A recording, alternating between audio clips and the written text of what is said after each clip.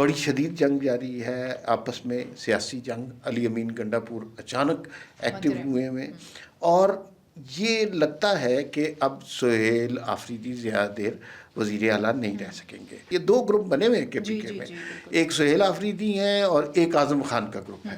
بقول حماد حسن کے دونوں جانب سے لوٹ مار ہو رہی ہے. آپ کو کیا لگتا ہے کہ علیمہ خان اتنا آسانی سے یہ سب کچھ ہونے دیں گی؟ علیمہ خان اپنا رول پلے کرنے کی کوشش کریں گی، لیکن ناراض عوام کو منانا علیمہ خان کے بس میں بھی نہیں. جو ایسی کوئی جماعت جو اینٹی پاکستان نعرہ لگاتی ہو اس کو عوام نے ابھی سے ریجیکٹ کر دیا ہے. اور وہ جماعت کون سی ہے آپ کو پتہ ہی ہے. حکومت پاکستان بھی کیا کرے. دیکھیے بہت سخت امتحان میں جو دنیا میں پیٹرول کی قیمتیں ہو گئی ہیں، ہمیں اس کے حساب سے قیمتیں بڑھانا تھی. آئی ایم ایف سے نیگوشیشن ظاہر ہے اسحاق ڈار صاحب بہت بہتر کرتے ہیں. اورنگزیب صاحب آئی ایم ایف کے ساتھ جو مذاکرات ہوتے ہیں اس میں پوسٹ مین کا کام کرتے ہیں، جو وہاں کے مطالبات ہوتے ہیں آ کے وزیر اعظم کو پکڑا دیتے ہیں. ہمارا مستقبل بہت خوشحال ہے، لیکن یہ ایک ٹیدنگ پیریڈ ہے، یہ گزارنا ہی گزارنا ہے. یہ سیدھا بی ایل اے اور بی وائی سی انڈیا کے پیسے لے کر پاکستان میں دہشت گردی کر رہے ہیں.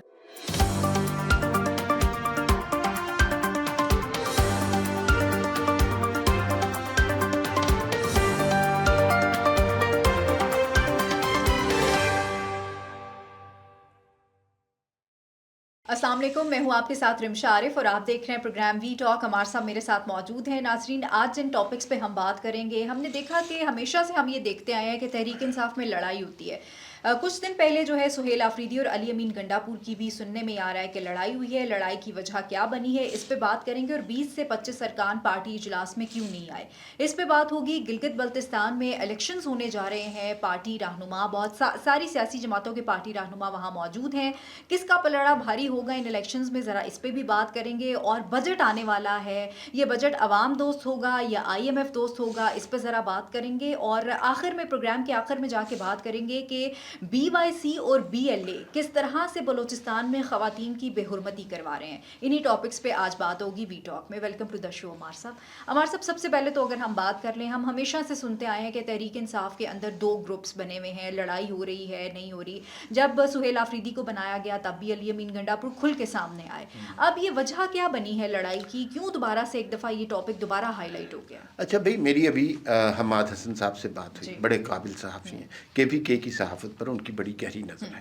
انہوں نے جو یہ بات بتائی کہ اندر تو حالات بہت خراب ہیں. سہیل آفریدی اور ان کی کیبنٹ کے لوگ اپنے حلقوں میں نہیں جا سکتے. لوگ انہیں بہت گالم گلوچ کرتے ہیں کیونکہ یہ کہہ کے کچھ اور آئے تھے، لیکن اب حالات لوگوں کے بہت خراب ہیں. بڑی شدید جنگ جاری ہے آپس میں، سیاسی جنگ. علی امین گنڈاپور اچانک ایکٹیو ہوئے ہیں اور یہ لگتا ہے کہ اب سہیل آفریدی زیادہ دیر وزیر اعلیٰ نہیں رہ سکیں گے. گروپس بن گئے ہیں اور جو آپ نے نمبر بتایا، حماد حسن نے اس سے زیادہ نمبر بتایا. انہوں نے کہا تقریباً 35 افراد جو ہے وہ وہاں سے غائب تھے. 35 افراد بہت زیادہ ہوتے ہیں. اچھا، اب اس صورتحال میں کیا لگ رہا ہے ہمیں یوں لگ رہا ہے کہ کوئی نہ کوئی چیزیں تبدیل ہوں گی. تبدیل کیسے ہوں گی یہ دیکھنا ہے کہ اگلی پارٹی کس طرح کام کرتی ہے. دو گروپ بنے ہوئے ہیں کے پی کے میں، ایک سہیل آفریدی ہیں اور ایک اعظم خان کا گروپ ہے. بقول حماد حسن کے دونوں جانب سے لوٹ مار ہو رہی ہے اور دبا کے لوٹ مار ہو رہی ہے. اس صورتحال میں لوگ تنگ ہیں. تو انہوں نے کچھ علی امین گنڈاپور نے صورتحال سے فائدہ اٹھاتے ہوئے کچھ لوگوں کو الگ کر لیا. یہ بھی سنا ہے کہ کیبنٹ کے لوگ بھی بڑے سخت تنگ ہیں، وہ بھی مخالف گروپوں میں شامل ہیں. لیکن دو لوگوں کے نام زیادہ آ رہے ہیں اور وہ وزیر اعلیٰ کے طور پر مستقبل کے. ایک ارشد ایوب ہیں جو کہ عمر ایوب کے بھائی ہیں، اور دوسرے عاقب اللہ ہیں جو کہ اسد کیسر کے بھائی ہیں. اس میں سے زیادہ چانس عاقب اللہ کا ہے، اس لیے کہ ارشد ایوب جو ہیں وہ ہند کو سپیکنگ ہے، یہ وہاں پہ امپورٹنٹ ہے. تو یہ بڑا انیویٹیبل لگ رہا ہے کہ کے پی کے میں بہرحال کوئی تبدیلی ہوگی اور جلد ہوگی. سہیل آفریدی زیادہ دیر تک اب وزیر اعلیٰ نہیں رہ سکتے. اچھا عمار صاحب، جیسے ہم یہ تبدیلی کی بات کر رہے ہیں، جیسے میں نے سٹارٹ میں بھی کہا کہ گروپنگ ہوئی اور ایک گروپ کو علیمہ خان بھی سپورٹ کر رہی ہیں اور دوسرے گروپ کو ہمیں پتہ ہے کہ علی امین گنڈاپور کی اور علیمہ خان کی اتنی بنتی نہیں ہے. تو آپ کو کیا لگتا ہے کہ علیمہ خان اتنا آسانی سے یہ سب کچھ ہونے دیں گی؟ بیسیکلی اب جو ہے نا شکست و ریخت کا شکار ہے. اچھا. لوگوں نے لوٹ مار کر لی تحریک انصاف کے نام پر, عمران خان کے نام پر وزارتیں لوٹ لیں, ہر ایک نے اپنا اپنا حصہ اور اس سے بہت زیادہ کما لیا ہوا ہے. اب صرف یہ طاقت کی جنگ رہ گئی ہے.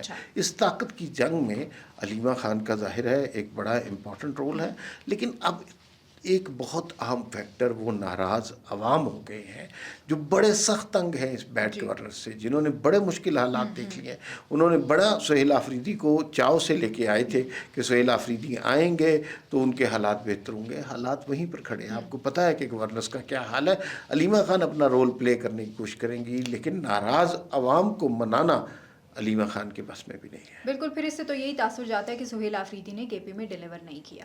ایک طرف تو ہم یہ بات کر رہے ہیں, دوسری طرف اب الیکشنز آ رہے ہیں گلگت بلتستان میں. ہم نے دیکھا کہ آج بلاول بھٹو زرداری صاحب بھی وہاں پہ موجود ہیں, سعد رفیق صاحب بھی وہاں پہ موجود ہیں, اس کے بعد پی ٹی آئی کے بھی کچھ لوگ وہاں پہ گئے, اور پھر یہی ایک تاثر دیا گیا کہ ان کو وہاں جانے نہیں دیا جا رہا. اسد کیسر کا بھی جس طرح کہا کہ ان کا راستہ روکا گیا, فلائٹ ان کی مس ہو گئی.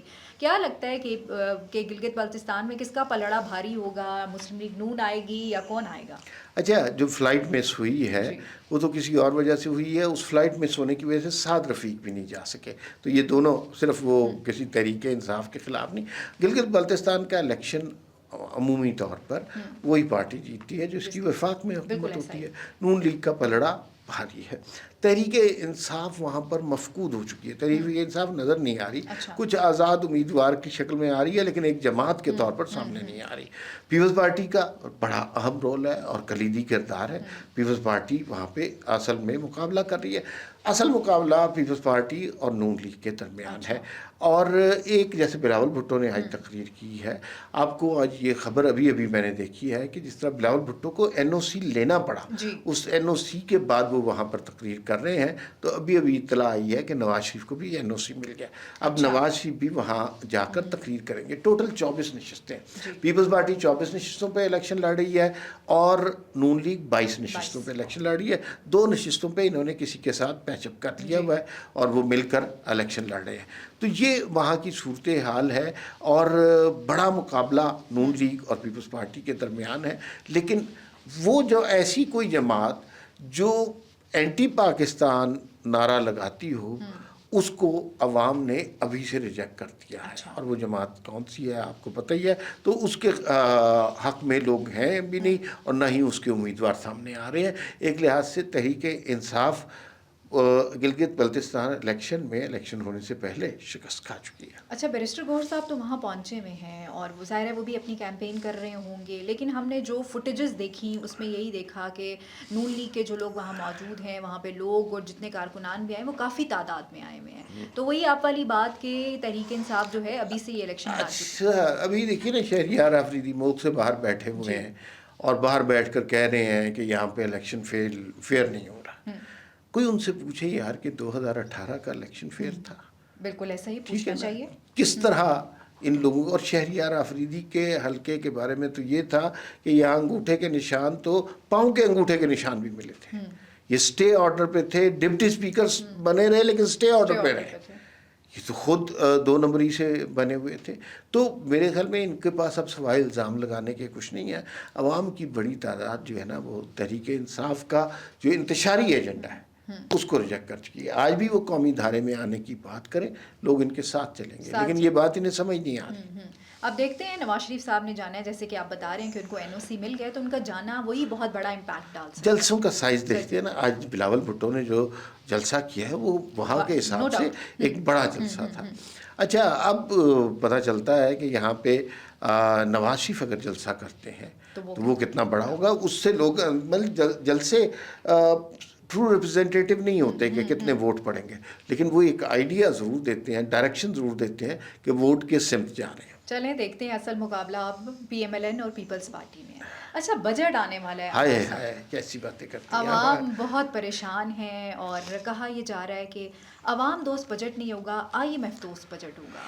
بھائی بڑا مشکل سوال ہے. لوگ بہت پریشان ہیں, مہنگائی سے تنگ ہیں اور بری طرح تنگ ہے.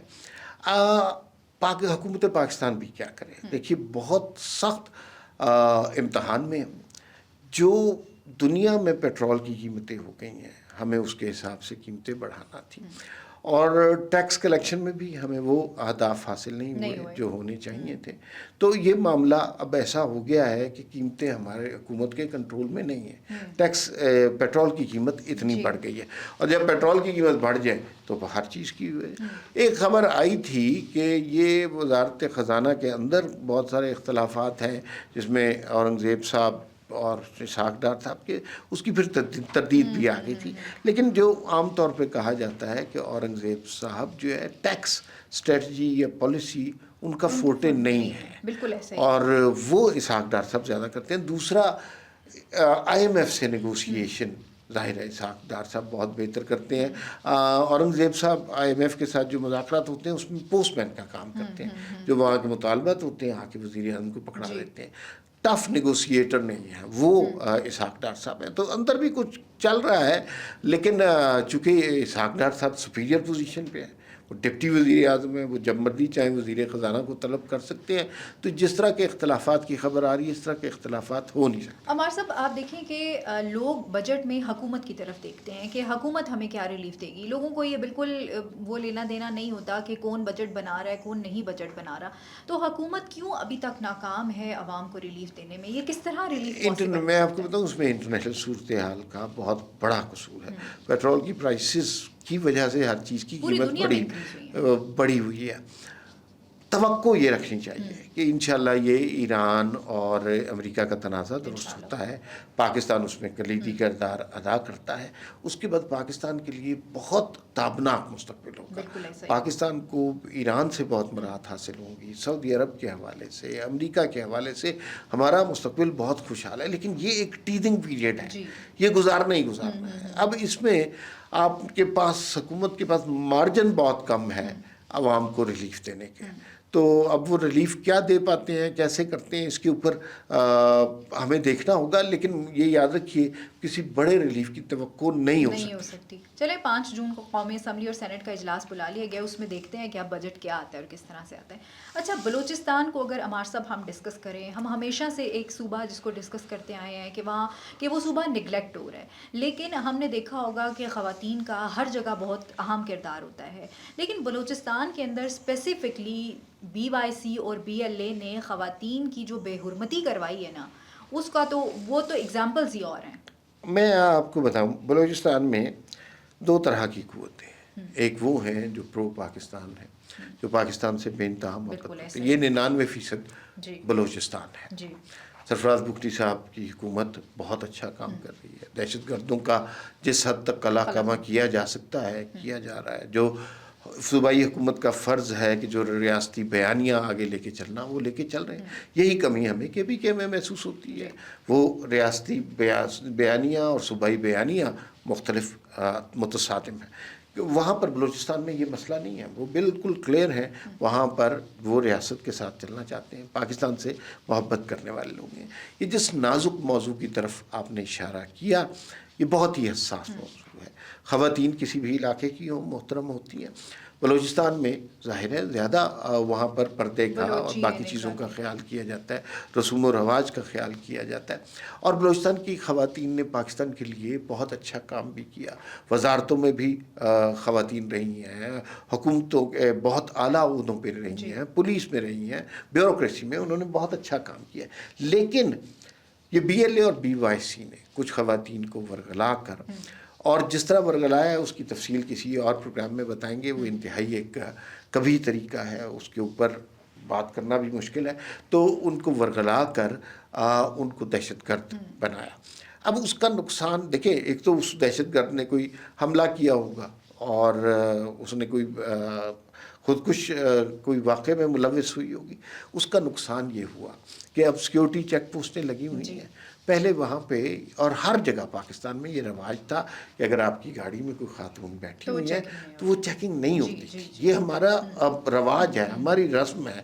ہم نہیں اس طرح کرتے تھے. اتنا پنجاب کا، کے پی کے، سندھ، ہر جگہ اس بات کا احترام ہوتا ہے. اب وہاں پر ایسا نہیں ہو سکتا. خواتین کو تلاشی دینی پڑتی ہے، اس لیے کہ بی ایل اے نے خواتین کو، کچھ خواتین کو جو کہ بہت ہی قلیل تعداد میں ہیں، ورغلا کر دہشت گرد بنایا ہے. اور اس ساری اسٹریٹجی کے پیچھے فنڈنگ کہاں سے آ رہی ہے؟ را کی فنڈنگ ہو رہی ہے. اس کے اتنے واضح ثبوت ہیں کہ اب تو ان لوگوں کو شرم آنی چاہیے کہ وہ جب یہ کہتے ہیں کہ ہم انسانی حقوق کی کوئی کیمپین چلا رہے ہیں, کوئی تحریک چلا رہے ہیں. یہ کوئی انسانی حقوق کی کیمپین نہیں ہے. یہ سیدھا بی ایل اے اور بی وائی سی انڈیا کے پیسے لے کر پاکستان میں دہشت گردی کر رہے ہیں. تو انہوں نے بلوچستان کے خواتین کے تشخص کو بہت زیادہ نقصان پہنچایا, جو کہ بڑی تکلیف دہ بات ہے. یہ تو پھر جو اس طرح کے کام کرتے ہیں پھر ان کو ہزار بار سوچنا چاہیے اس چیز کو سپورٹ کرنے میں کہ وہ خواتین کو جو ہے اس نہج پہ لا کے کھڑا کر دیتے ہیں کہ نہ وہ آگے کی رہتی ہیں ہمارے سب اور نہ وہ پیچھے کی رہتی ہیں. اصل میں نا وہ خواتین کو ایک پروڈکٹ کے طور پہ, ایک ٹول کے طور پر استعمال ہو رہی ہیں, اور اس میں بہت سارے طریقے ہیں خواتین کو استعمال کرنے کے. چند خواتین کو انہوں نے ورغلایا اور ان کے ساتھ یہ کہا, ان کی وجہ سے بلوچستان کی ساری خواتین کو بدنامی مول لینا پڑ رہی ہے. تو یہ کوئی درست بات نہیں ہے, اور یہ بی ایل اے اور بی وائی سی کی ایک انتہائی کریہ پالیسی ہے. بالکل ایسے ہی. بہت شکریہ ہمارے سب وقت دینے کے لیے. ناظرین, مجھے اور ہمارے سب کو اجازت دیجیے. اللہ نگہبان. پاکستان زندہ باد.